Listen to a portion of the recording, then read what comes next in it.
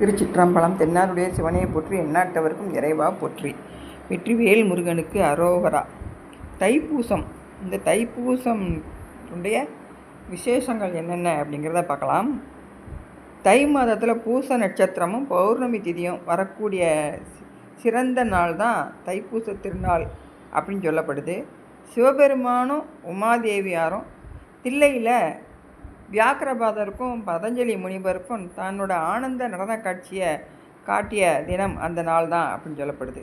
அது மட்டும் இல்லாமல் இரண்யவர்மன் என்னும் மன்னன் அவன் சூரிய குமாரரான மனு அவர் அந்த வழியில் 5வது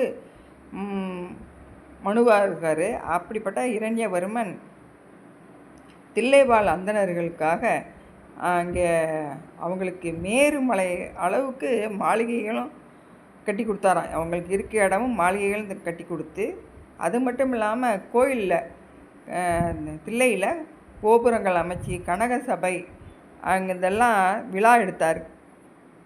தில்லை கோயிலில் விழா எடுத்து அவருக்கு இறைவன் நேருக்கு நேராக காட்சி கொடுத்த தினமும் அந்த நாள் அப்படின்னு சொல்லப்படுது.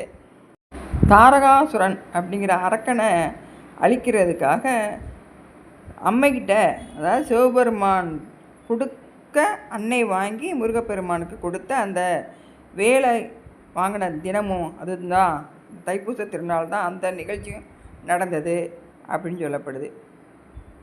அது மட்டும் இல்லாமல் முப்புறங்களை சிவபெருமான் எரித்தார் அப்படின்னு சொல்லுவோம். அந்த முப்புறங்கள் வித்யுத் மாலி, கமலாட்சன், தாராட்சன் அப்படிங்கிறவங்க 3 பேரும் பிரம்மாக்கிட்ட வரம் வாங்கி அந்த பறக்கும் கோட்டைகளில்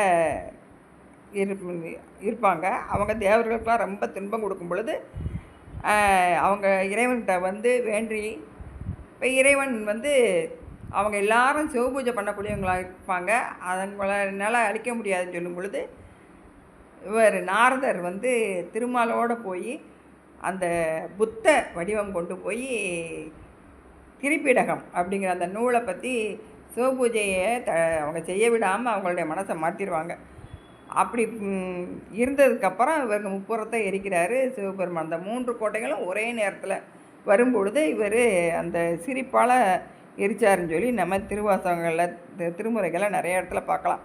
அப்படி அந்த சிறந்த நாளும் அதுதான் அப்படின்னு சொல்லப்படுது. இந்த முப்புறம் எரிக்கிறது அப்படிங்கிறது நம்மக்கிட்ட இருக்கிற ஆணவம், இந்த நம்மக்கிட்ட இருக்கிற அழுக்குகள்லாம் அழிக்கிறது தான் நம்ம முப்புறம் எரித்ததாக சொல்லப்படும். அது மட்டும் இல்லாமல் உமையம்மை முருகப்பெருமானுக்கு ஒரு சாபம் கொடுத்தாங்களாம். அந்த சாபத்தை நீக்கினாலும் இந்த தைப்பூச திருநாள் அப்படின்னு சொல்லப்படும். என்ன சாபம் கொடுத்தாங்க அப்படின்னா, பிரம்மனுக்கு முருகப்பெருமான் பிரம்மனை சிறையில் அடைச்சிட்டு தானே அந்த படைக்கும் தொழிலை செய்வார். ஏன்னு கேட்டால் அவருக்கு ஓம்ங்கிற அந்த பிரணவத்துக்கு பொருள் சொல்ல தெரியாததுனால.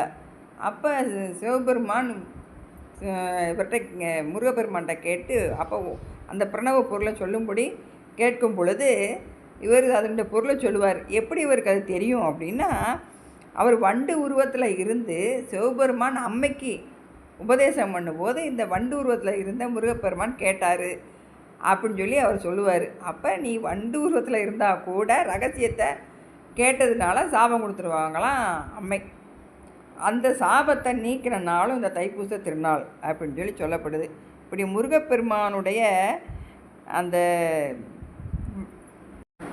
அவனுடைய செயல், முருகப்பெருமானை வணங்கி அவனுடைய அருளை நம்ம பெற்று இந்த நம்மளுடைய மும்மலங்கள் ஆணவம் கண்மம் மாயைங்கிற இந்த மும்மலங்களையும் அழிக்கிறதுக்கு முயற்சி பண்ணுவோம். ஒரு திருப்புகள் பார்க்கலாம். வெற்றிவேல் முருகனுக்கு அரோகரா.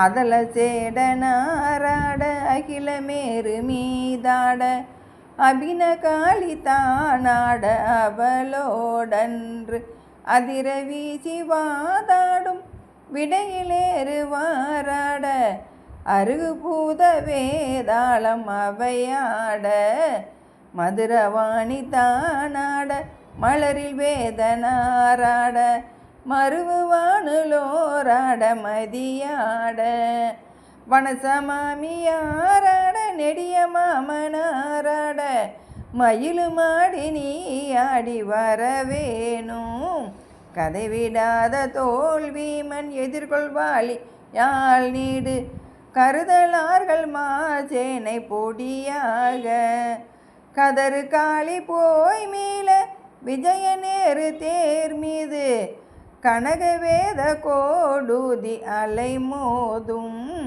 உததி மீதிலே சாயும் உலகமூர் சீர்பாத புவனமூர்த்தி மாமாயன் மருகோனே உதய தாம மார்பன பிரபுட தேவ மகாராஜ உளமுமாட வாழ் தேவர் பெருமாளே மதுரவாணி தானாட மலரில் தேவனாராட மருவானுலோராட மதியாட வனசமாமியாராட நெடிய மாமனாராட மயிலுமாடி நீ ஆடி வரவேணும் மயிலுமாடி நீ ஆடி வரவேணும் வரவேணும் முருகா வரவேணும்.